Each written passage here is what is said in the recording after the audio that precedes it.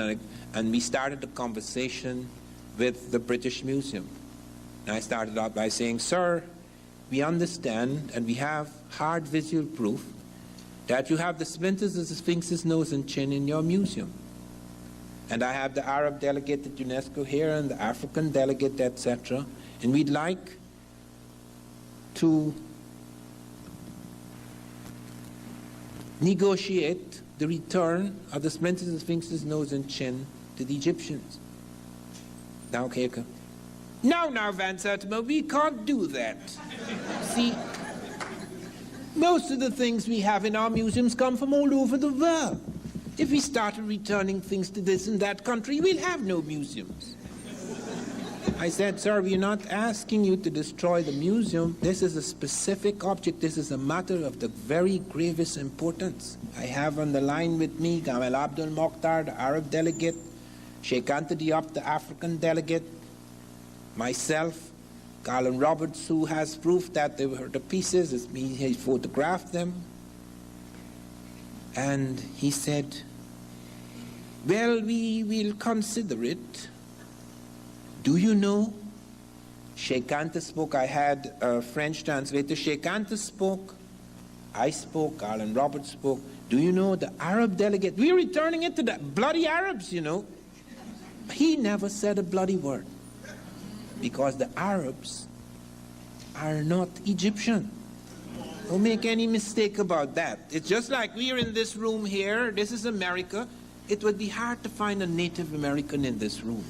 The world has changed dramatically. There have been half a dozen invasions of Egypt, the Persians, the Greeks, the Syrians, the Persians, the Greeks, the Romans, the Arabs. That is not Egypt. Egypt is no longer Egyptian. They have not a damn thing to do with the building of the pyramids. We now have hard proof, very hard proof, that Egypt was African when the pyramids were built. There is no question about it. This is not guesswork. This is not theory. We found the skeletons in the ancient graves. We found sculptures, which you'll never see when you go to Egypt. They don't put those things on display. But now we have the hard proof. And I'll deal with that later when we come to deal with the Egyptian section of this lecture. But I appeared before the Congressional Committee and I presented 12 witnesses, all European. Because they're going to say I'm Afrocentric if I show them this African said this. No, no, no. I'm going to take the very people that you think you will listen to. Columbus is the first person. I said, that's how I began. I'm not the first person to suggest there were Africans in America before Columbus. Christopher Columbus is the first person to say that. He actually says in the Journal of the Second Voyage that when he was in Haiti, Native Americans came to them and told them that black-skinned people had come from the south and southeast trading in gold-tipped metal spears.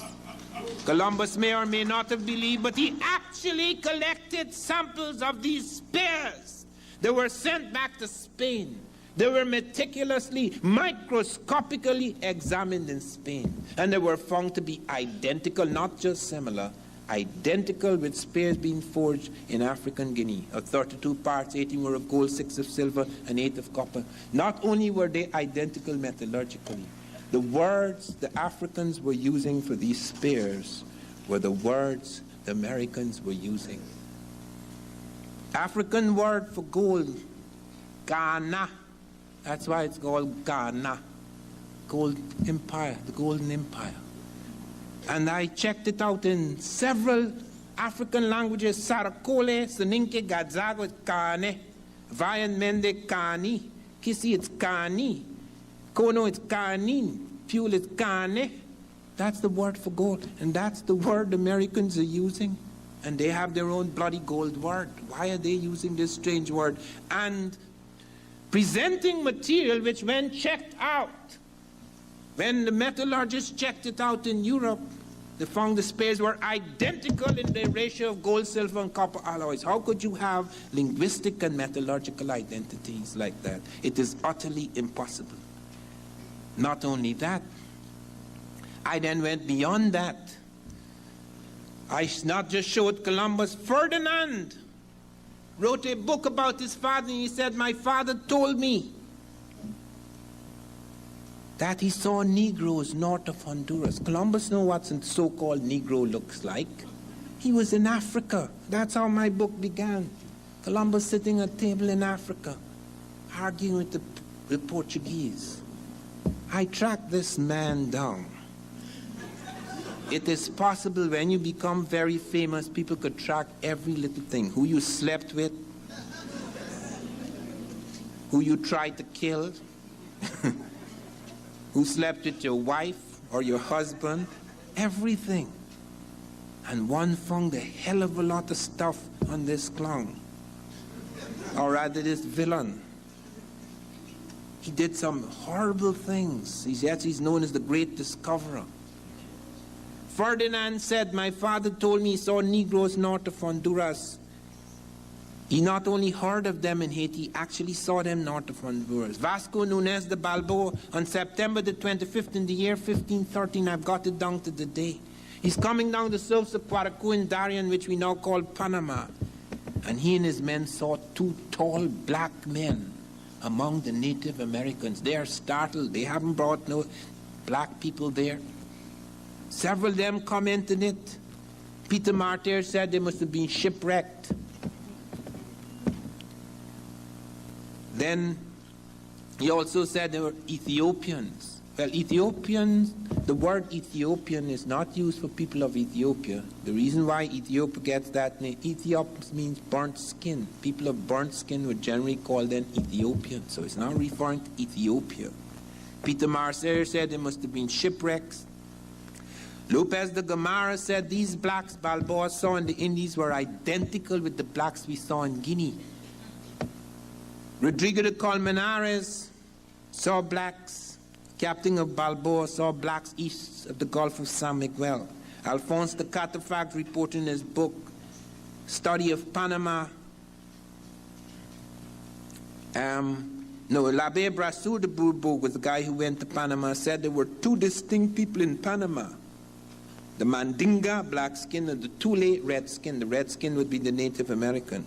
And Alphonse de Catafalque presents us with a map showing blacks in various places in early America.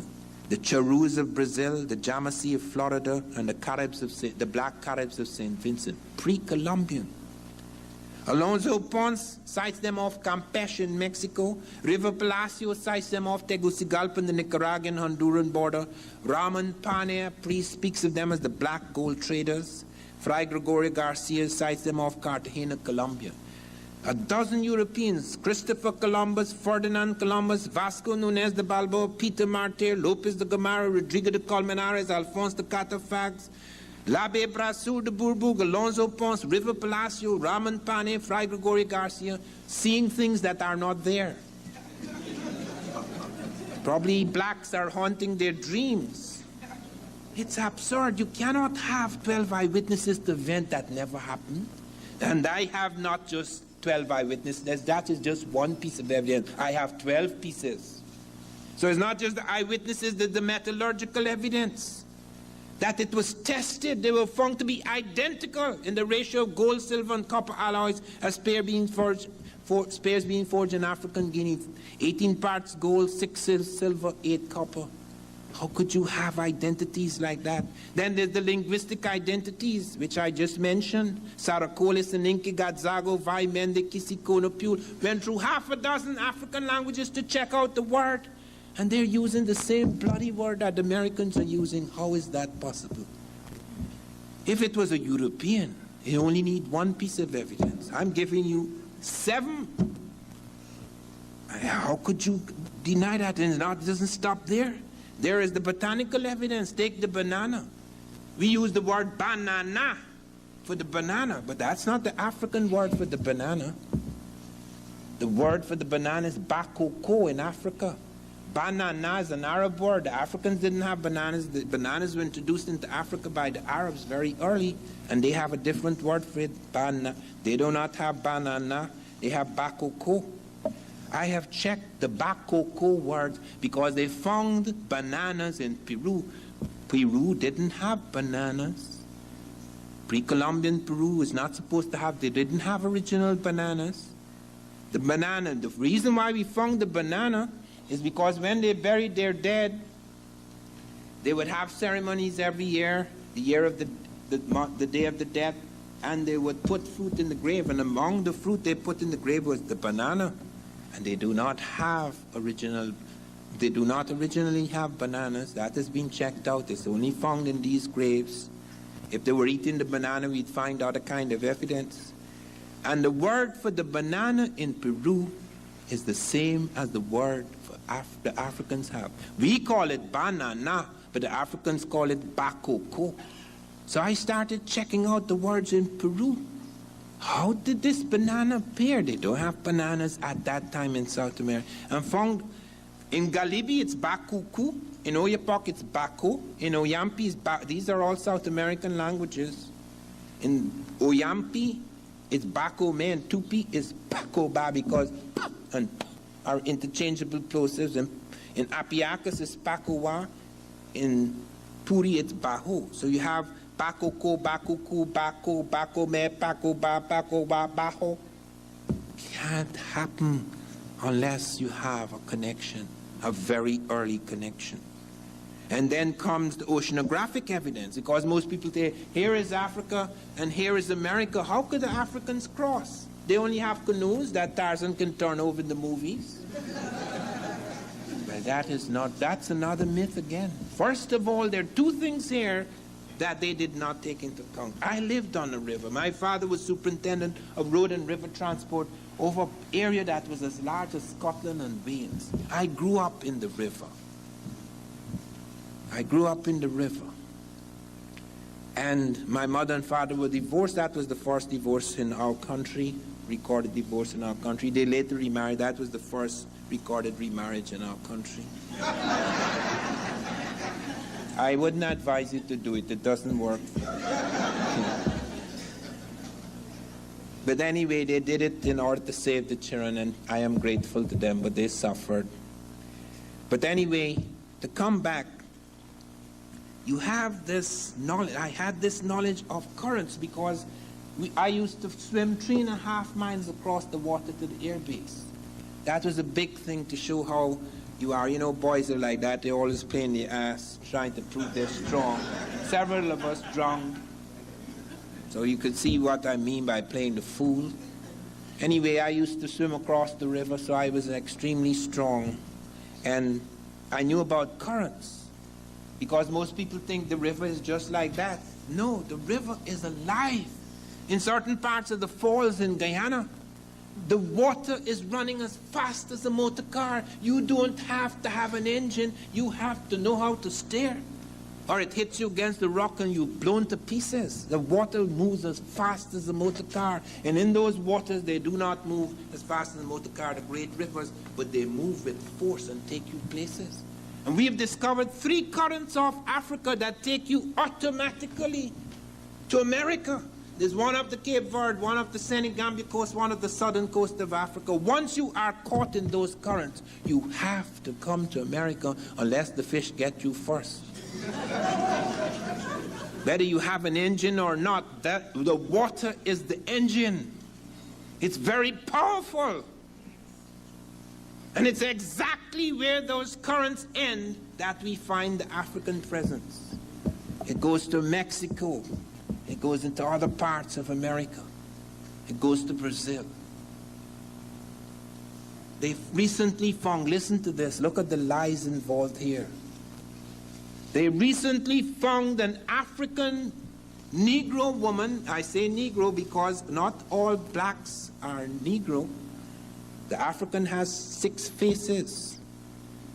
For example, if you're in a dry African climate, you have a narrow nose. If you're in a wet or moist African climate, you have a broad nose. Most people don't know that. They don't know they have 6 types of African. There's the Nilotic type. They're all black. But they have the Nilotic type, the so-called true Negro type, all sorts of types they have. And I have in my new book the faces of the various types. And all of these types appear. But what is most extraordinary is the evidence we have of their ships. They had the ships. Thor Heyerdahl became world famous because he got the Baduma people on Lake Chad to build a boat that the Africans built before Christ. Thor Heyerdahl used the boat the Africans built before Christ. They showed him the model. They built the boat. He financed it. A boat they were using before Christ, and it crossed the Atlantic successfully. Heyerdahl told me, Van Sertima, we did not even have to fish. The fish jumped on board. Because in those currents are millions of fish. Millions! And it wasn't just Heyerdahl. Alain Bombard also tested African boats. And they made it in less time than Vespucci. You have several, if you study the work I have done in the new book, Early America Revisited, you'll see these guys made it in less time than the European boats because of their knowledge of the currents. And they're not only currents off the Cape Verde, off the Senegambia coast, off the southern coast of Africa that take you to America. They're currents that spin you back towards Africa. We have an evidence of a boat, American boat, Native Americans landing in Africa 62 BC. There were 7 in the boat because it was an accident.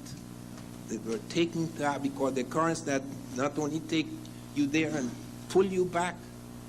We don't have any evidence of Europeans doing that. We have it in Native American 62 BC. That is in my book, They Came Before Columbus. And apart from this oceanographic evidence, there's the navigational evidence. That's the boats. The Africans had the boats. The Africans built the boat for Heyerdahl. Heyerdahl became world famous about how he crossed the Atlantic. He didn't build the boat. It was Africans who built the boat for him, a boat they had used before Christ, the Baduma people on Lake Chad. It's in my new book, Early America. You'll see the boat. The Africans built it. They could easily have crossed. And when you cross, the current actually takes you into the Caribbean, to Brazil, or parts of South America, to Mexico, etc. Recently, listen to this. Look at the cheating going on. Look at the profound dishonesty of scientists. They found a Negro woman in Brazil,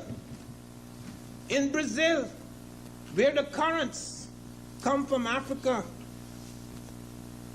the Caribbean, Brazil, etc. They found a Negro woman in Brazil, 12,500 years old. That is even before the Native Americans. Now, Negroes always came from Africa, but it was so embarrassing that they suggested, yes, it's a Negro, but it came from Asia. Now, this is Brazil, you know. Brazil is on the Atlantic coast. To come from Asia, you have to get a boat that's going to take you all the way to South America, and then you have no currents may take you, help you to get to South America, but then you have to walk to Brazil. Then you get the tip, you have to walk all the way to Brazil to drop your skull. And the New York Times ran the story like that, you know, thinking, and they even changed the name. When they found this Negroid woman, they call her Louisa, because the first human we found on Earth is Lucy, an African. So they call her Louisa. But when it got to the New York Times, they call her Valherbe or Malherbe or something like that. And she comes from Asia. Negroes don't come from Africa anymore. They come from Asia. You find them in the wrong time, in the wrong place. Jesus Christ, I mean, how far can you take this nonsense? It is absurd. And you find also skeletal evidence. Listen to this, because I have to be very careful here. I was in 2 intelligence services in the world, the Guyana Intelligence Service and the British Intelligence Service, and you're not supposed to tell secrets. So I have to say this in a way that shows that I don't know nothing. Okay. They found 2 African skeletons in United States Virgin Islands at Hull Bay, St. Thomas. These skeletons were found in a strata or layer of earth which is datable 1250 AD, 2.5 centuries before Columbus. But they could not date the bones. Something strange had entered the bones of these skeletons. Now, I know why something strange had happened, why something strange had entered, because of something that was done in that area, and I'm not allowed to talk about it. All I could say is not far from Cuba, and Cuba was giving us some trouble, and we had to tell Castro, come on, we're the world power, so don't play the fool with us. We'll teach you a lesson. That's all I'm allowed to say. But I went down to the Virgin Islands when I heard about these skeletons. And they promised, I shamed Jilius, the archaeologist of the island. I spoke to the whole university, a big crowd, shamed him. He said he'd allow me to see the skeletons. Come there by 12 o'clock the next day. I arrived 10 to 12, raced across the island. Arrived at 10 to 12. The door was locked. Well, I am a very nice person. But when I get angry, I'm not very nice. So I ran at the door, wham! Shook the place. The police came out. What are you doing here, sir? I was invited here. You know the place, don't you see the place is closed? Yes, sir, but it's very strange that it should be closed. I was invited here. I was to come here by to move along, sir, or we have to arrest you. Well, I moved along. But fortunately for me, friends on the island who'd heard of my interest, and I'd spoken to the university there, they took me to a rock pool at St. John. That was St. Thomas where they found the skeletons. They took me to a rock pool at St. John's in the Virgin Islands. And they wanted to show me carvings of tropical animals. When I saw these carvings, I said, no, that is not evidence. Those tropical animals are in both places, both Africa and America.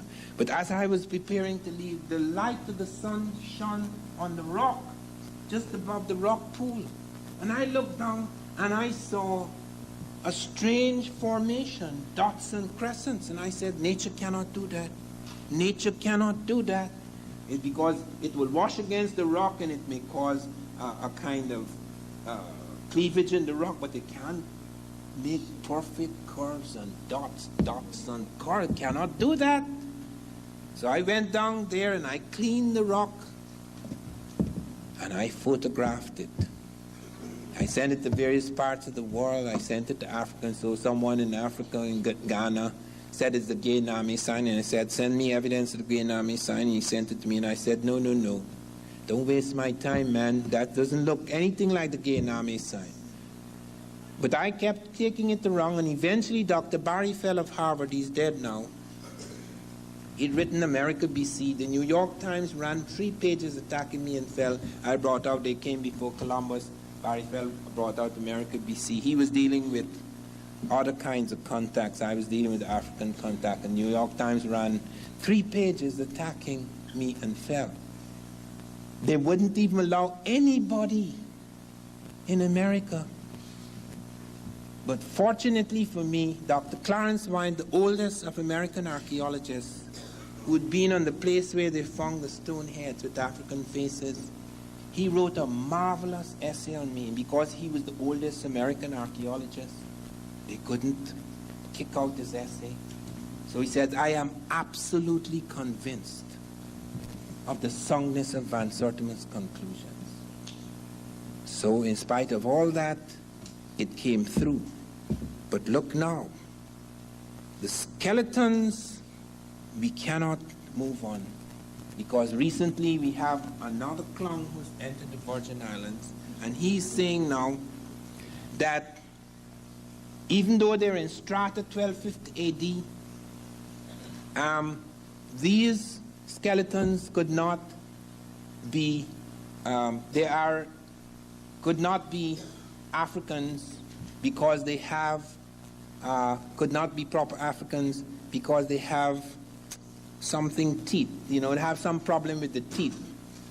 And Africans cannot have that problem because they are some sort of nonsense, but they don't eat certain things, so that they, the most absurd, find it difficult to remember it because it is so absurd. I do not know how long I could keep it in my golden brain.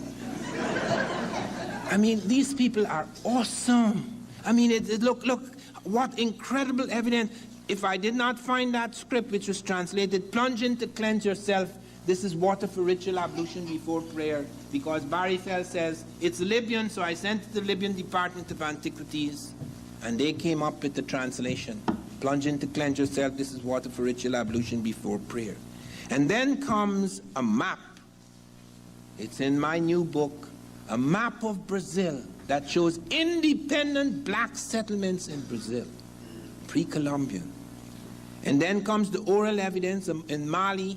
They speak of a king, Abu Bakr II, who wanted to cross the ocean because he felt there was land beyond. And he appears, the Mexicans report this strange black man in white robes appearing. And it is also reported by the Arabs because Mansa Musa went to Cairo. He's a Muslim, and he went to Cairo. When he was in Cairo, he talked about, they asked him, what happened to your brother? And he told him that he wanted to cross the ocean and he never came back. And it's recorded by the Arabs in Al-Kashandi and the Masalik al-Absar, Fir Mamalik al-Amsar, so that's the documented evidence. Then there's the iconographic evidence.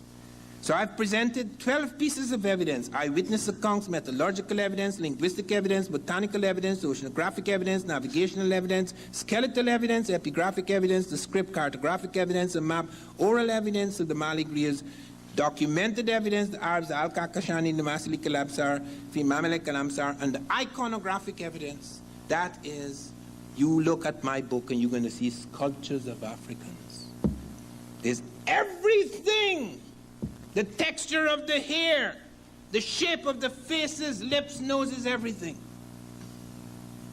And one of the things they found, and I'm not going to talk about it at this point in the lecture later, they found something that is so astonishing that they are utterly embarrassed. And that was found after.